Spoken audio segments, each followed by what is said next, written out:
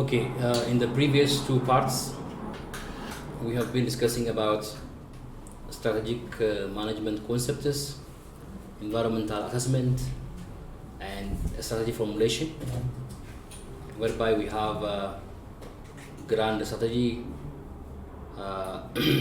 parenting, and portfolio strategies. And now we are going to see about the implementation of a strategy. In the cycle, after having strategy formulation, the second one is implementation. But we invested so many times on the environmental assessment and formulation because they're very basic. Wrongly formulated strategy will be wrongly implemented. So it's good to have a detailed environmental assessment and also possible strategy assessment is very important there. So we did that one. And now we'll see a strategy implementation. The first part are the nature of strategy implementation. Successful strategy formulation is not a guarantee for successful implementation. It's always more difficult to do something than to say you are going to do something. Okay, saying something and doing something are different. So just simply to give attention to implementation, that's very important. Implementing a strategy in the world, in every businesses, in every sector, has many challenges so far. Whatever base strategies designed by strategists in the world who have more experience in the area, who are educationally at high level, highly experienced, whatever good strategy they develop has some challenges, and even some are failing, and most are failing as well, okay, because of so many reasons. But few studies show what is wrong with strategy implementation. From here, I'm taking 3 points. 85% of management team spend less than 1 hour per month discussing about strategy. A strategy is not something that we discuss more. Managers, even significant number of managers spend less than 1 hour, okay, per month speaking about strategy. Means it's not well discussed, it's not well emphasized. So this might be one reason for the failure. Less than 5% of organizational workforce understand their strategy very well. Other staff, apart from managing team, less than 5% understand well. Of course, this study has been done in 2001.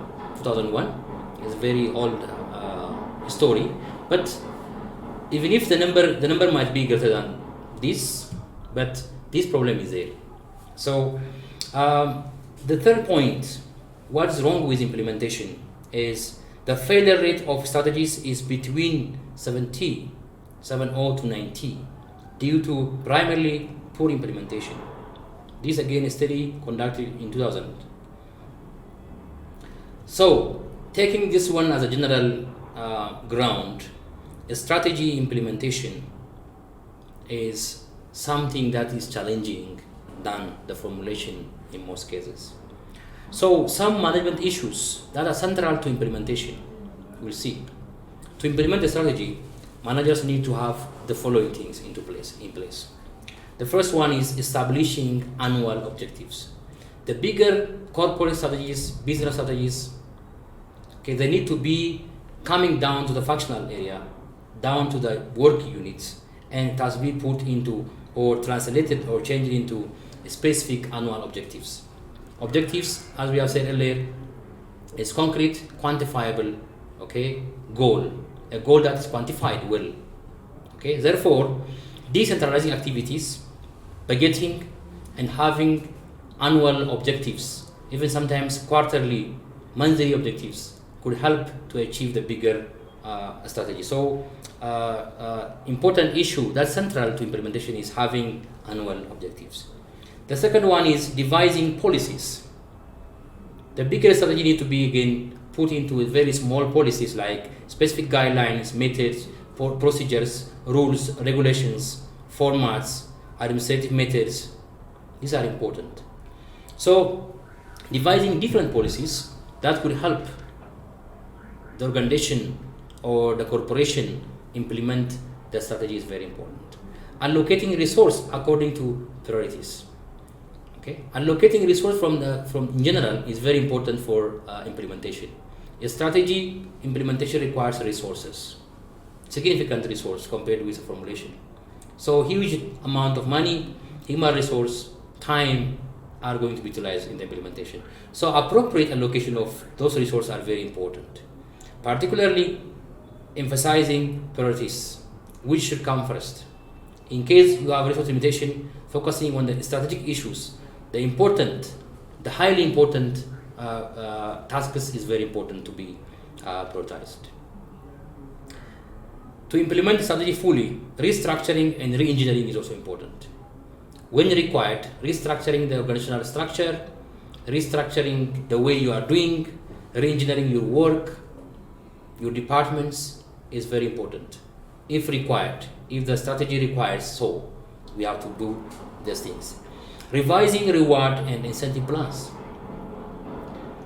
Though not well studied from my side, maybe, reward and incentives are very important in implementing a strategy. So failing to revise your reward system and incentive plans, along with the changing environment, one of the changing environment might be inflation, as we have seen here. If you are not in line with those things, it will fail. So it's good to align rewards and incentives with people performance towards the strategic implementation. Minimizing resistance to change. Change resistance are common, so minimizing that one. Resisting the strategy, resisting the change, the policy might also be a problem. So it's good to manage and deal with minimizing resistance to change. Matching managers with strategy.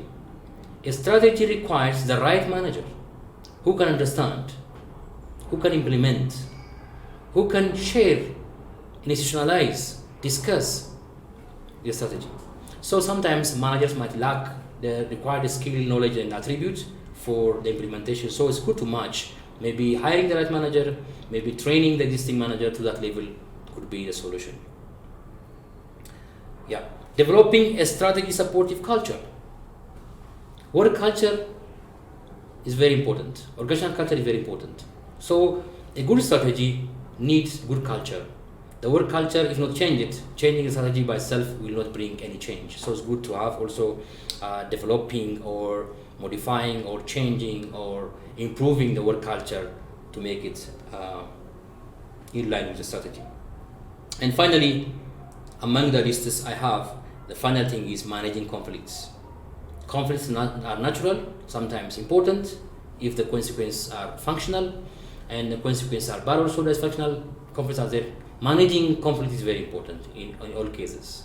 So good conflict manager, good managers having supportive organizational culture, having a manager matched with the strategy, minimizing resistance to change, revising your reward system, structuring and restructuring, re-engineering your organization, allocating budget or resources, having good policies in place, establishing specific objectives are among the important lists to successful implementation, to overcome the previously point I mentioned that strategies are failing to be implemented well because of the so many factors.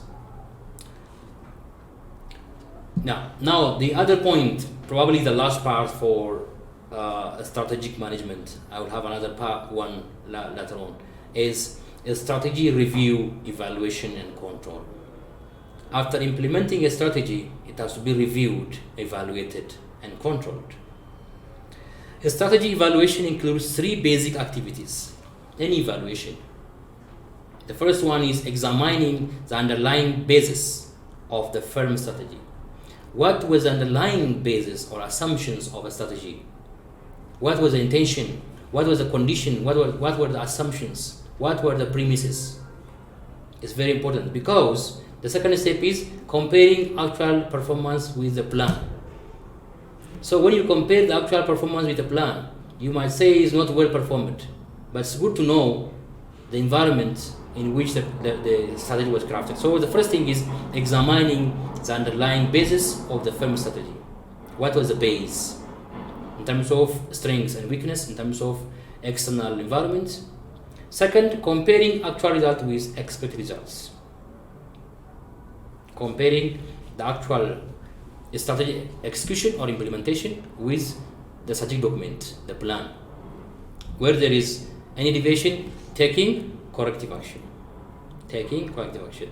What is the corrective action? It could be to the extent of maybe revising your budget. The corrective action depends on the deviation. Okay, the second step, which is comparing actual with expected. When you compare the actual performance of the strategy with a plan, what's lacking there? Is it budget? That change resistances? Okay, so it's good to know that one, then you can take corrective actions. Maybe the strategy itself might be not well crafted, so there is a possibility of redesigning, modifying the strategy as well in the evaluation. But it's good to make it very early during monitoring. Corrective actions are almost always needed. Okay, corrective actions are always needed, but except when external and internal factors have not significantly changed. When external and internal factors are not significantly changed, you might not need any correction. Okay, this is exception because there is no change outside. As the problem could be not changing the strategy, it is changing maybe the way you do, or it's you need to be modified. When the firm is progressing satisfactorily towards achieving the objective, there could be no change. It's possible to change, but when these things happen, it's not required to change. You are on the right track. The evaluation of the strategy might give you that you are on the right track, then you go ahead. Even maybe you are having some problem, but still there is no significant change in the environment, internally and externally. So the problem is with the implementation. So there is no need to change the strategy or the document. There are important notes here in evaluation of strategy. Adequate and timely feedback is a cornerstone of effective strategy evaluation. Adequate and timely. Okay, timely, maybe there's a time to modify the strategy once you have already completed the implementation. If it is 4 or 5 years, it's very late to modify. So it's good to have the feedback on a timely basis so that it can be an input for correction to the future operations. A strategic evaluation can be no better than the information on which it is based. Strategy evaluation is no better than the information on which it is based. Means the information that you take or you base on matters. Wrong information results in wrong evaluation, which results in wrong corrective action. So in the strategic evaluation, it's very important to rely on the right or the appropriate information. So information system, your management information system matters a lot. The other point is contingency planning. In strategic evaluation, okay, of course, in the planning process also we have to have some contingency. Okay, so when things are not going in the right way, you can have this contingency. Contingency plan can be defined as alternative plans that can be put into effect if certain key events do not occur expected. Okay, if things will not appear as expected, because we have premises, assumptions, we are putting a strategy in line with the environment, external and internal environment we have discussed earlier. So if the environmental scanning, our evaluation was not right and things are not going as expected, there could be some alternatives. That's what we call contingency planning, which can be done ahead in case you have information, or it can be done during performance evaluation, strategy evaluation. So what are those? Okay, unexpected things occurring, like for example, if major competitor withdraw from particular markets, as intelligence report indicates, our intelligence department report that our major competitor withdraw from particular market. What does it show? Our competitor analysis. In the previous analysis we have, yes, competitor analysis, threat of new entrants, existing firm competition, substitutes, bargaining power of buyer, supplier. Those are what we discuss in a competitive environment. If suppose the major competitor, competitive analysis, withdraw our analysis, our strategy is maybe to beat that competition. While there is now major competitor, we might be required to change or modify our strategy. We need to have a plan B. If our sales objectives are not reached, that means you are not executing properly or your strategic plan is not achieved. Something is wrong. We need to have some contingent plans for that. If demand for our products exceed plans, if demand, now you are putting a strategy expecting some demand change. Maybe you can have an increase of 10% of demand. That was the forecast you made in environmental assessment. But when it comes to reality, the demand has increased by 50%, 5-0. It was 10, now it's a significant increment of demand for our products, which exceed our plan. This might require modification or change of our strategy and having some contingent plan. If the new technology advancement makes our new product obsolete sooner than expected, we expect our product will be obsolete after maybe 2 years because of technology. But because of new technology, sooner than our expectation, we expect in 2 years, but maybe in 1 year, if our product becomes obsolete, what will happen? So we need to have some contingent plan for such events. These are examples, of course. And the last example where we need to have a contingent plan is if certain disasters occur, like for example, loss of your computer capabilities. Okay, so you have to have backup plan for IT system as well. So in strategy implementation, evaluation, we need to have also contingent plans. This is all about a strategy implementation.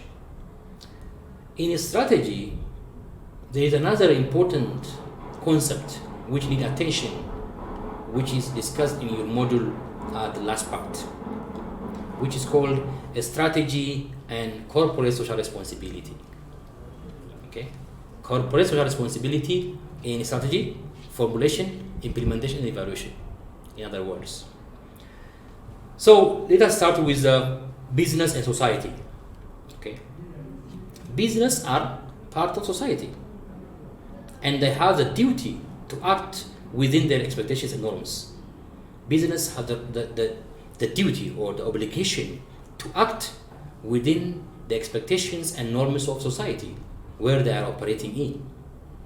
So, by doing so, they are able to operate successfully without harming society, communities, and environments. So, operations, we should not harm the environment, society, and other things. That's what we call becoming responsible and responsive to the stakeholders in very short term. In business, there is trust. For example, consumers buy product without worrying about the impact it has on society, on environment. They trust businesses to do this for them. You trust a company when you are buying a product. You don't think the company is affecting negatively your society, your environment. The company is doing this for you. So this assumption or this trust is there already in the customer. So organizations need to keep this trust. They need to be trusted as the customers or society trust them. So business organizations do this through corporate social responsibility. When this fails, trust can be damaged. So in our strategy now, bringing it to our part, okay, we need to address corporate social responsibility issues. We have to be responsible as we actually have in our mission statement. Okay, concern for survival, growth, for our customer, our product, self-concept, those things. There is also concern for the environment. Okay, social responsibility is very important. So we are also here not only to make profit, not only to pursue our purpose, but also to address the interest of other stakeholders. That's what we call corporate social responsibility. So it's good to define corporate social responsibility. It's defined by so many authors, but World Business Council for Sustainable Development has defined corporate social responsibility as follows. It is a continuing commitment by businesses to behave ethically and contribute to economic development while improving the quality of life of the workforce, their families, as well as local community and society at large. So, according to World Business Council for Sustainable Development, corporate social responsibility is defined as follows. It is a continuing commitment by businesses to behave ethically and contribute to economic development while improving the quality of life of the workforce, their families, as well as the local community and society at large. In this definition, corporate social responsibility, or the responsibility of the business, is not only for profit but also continuing to be committed, okay, to behave ethically, ethical behavior in designing a strategy, in executing, in running the business in all aspects, improving the quality of life of their workforce, employees, their families, employees' families, and local community where you are operating, in society at large. This is important element of our strategy.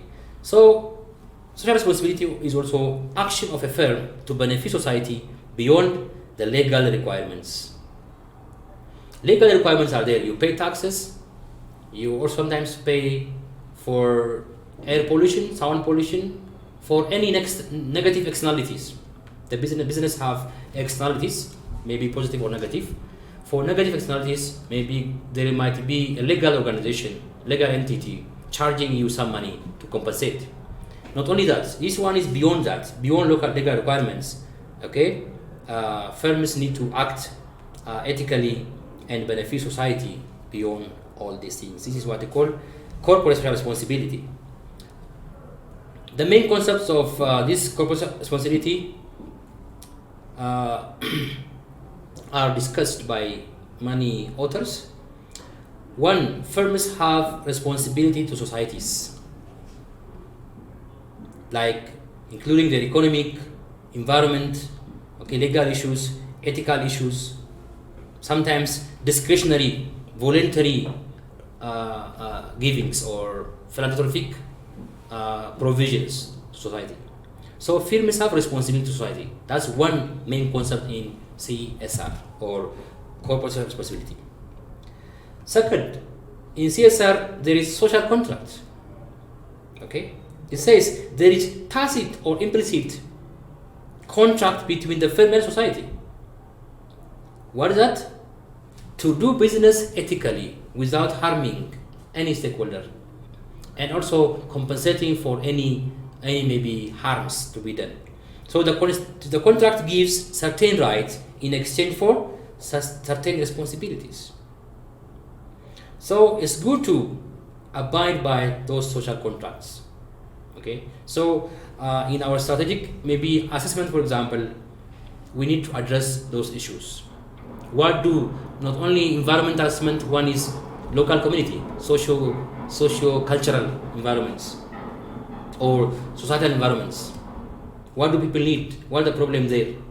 Maybe some product is very profitable, but it has negative externality, while the people need other products. Leaving that and producing the one that makes you more profit is not legal. It's legal, of course, but it's not ethical. You might also go for product which needed by the local community, which has no more profits compared with that one. So you can do both and try to think socially as a responsive business. Yeah. So the other main concepts in CSR is stakeholder theory. What is stakeholder? Stakeholder is any person, organization, entity, object, animal, it can be, that has interest in your business, or that can be affected by your operation, or can affect your operation, is called a stakeholder. A stakeholder is any group of individuals who can affect or is affected by the achievement of the organization's purpose. Okay. So, even assessing in strategic assessments and environmental scanning, you also need to address the stakeholder assessment is very important. Here, many stakeholder theory writers, like Freeman, for example, they argue that it is in the company's strategic intent or interest to respect the interest of all its stakeholders. It is the company's strategic interest or intent to respect the interest of all its stakeholders. So the corporate social responsibility is coming to our attention so that we can include and address stakeholder concept in our strategy. Let us see some key issues in CSR. One issue, labor rights issue. The issue of labor rights, like child labor, like forced labors, right to organize in a union, labor unions, not allowing people to organize in the workplace in their respective department or association level, having their own labor union, not allowing that one is not right, even not legally right. And also for a company who thinks it is socially responsible, this is not right. So right to organize, employee health and safety, workplace health and safety need to be addressed as well. In our strategy, we have said earlier, in our mission particularly, while creating a safe and healthy work environment, we achieve our purpose. So it's good to be responsive towards this safety and health. Environmental conditions like water and air emissions, maybe unclean water emissions that can spoil maybe the environment, that can have negative effect on the environment, not only environment but also people also as well, maybe smelling, bad smells of water coming from factories, air, gas emission to the air. These are important negative externalities which need to be addressed by the organization as a strategy. Climate change, yes, these are also important. The other one is the issue of human rights, cooperation with paramilitary forces, involvement in extrajudicial killings, working with organizations who are engaged in extrajudicial killing, who are engaged or cooperating with paramilitary forces is also unethical. Supporting them is unethical. So in our strategy, we need to also scrutinize and look into those things. The other key issue in social responsibility is poverty alleviation, job creation, public revenues, skill and technology transfer. These are also important. So when we are designing our strategies, we need to address those factors. Some few things before the final.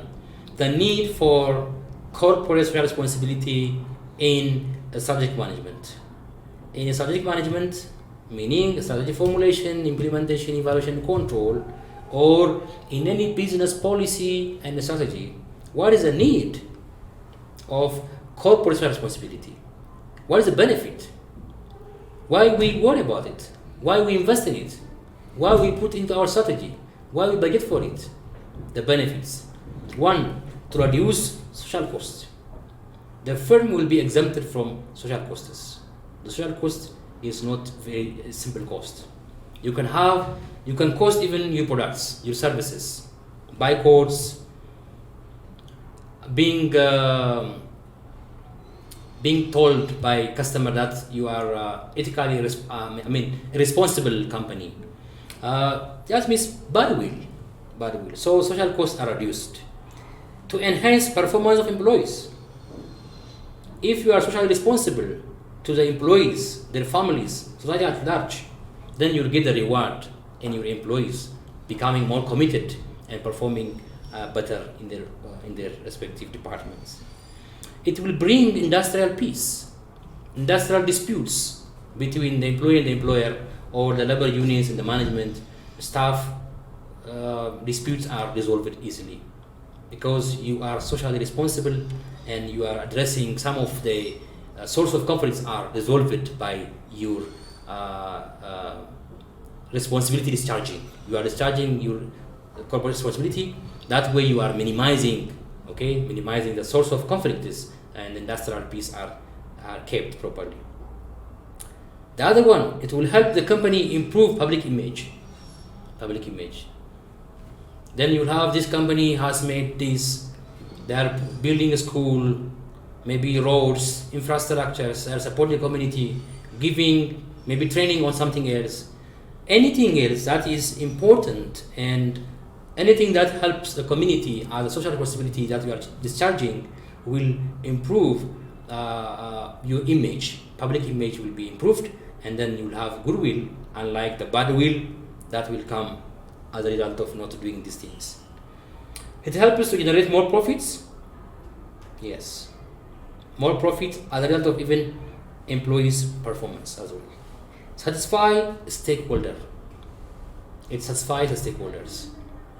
So satisfy the stakeholder, you are going to deal with the stakeholders, by the way. You are selling to the stakeholder, you are buying input from suppliers from stakeholder, okay? You are regulated by stakeholder. Therefore, satisfying your stakeholder through corporate responsibility will also have a significant contribution to your business.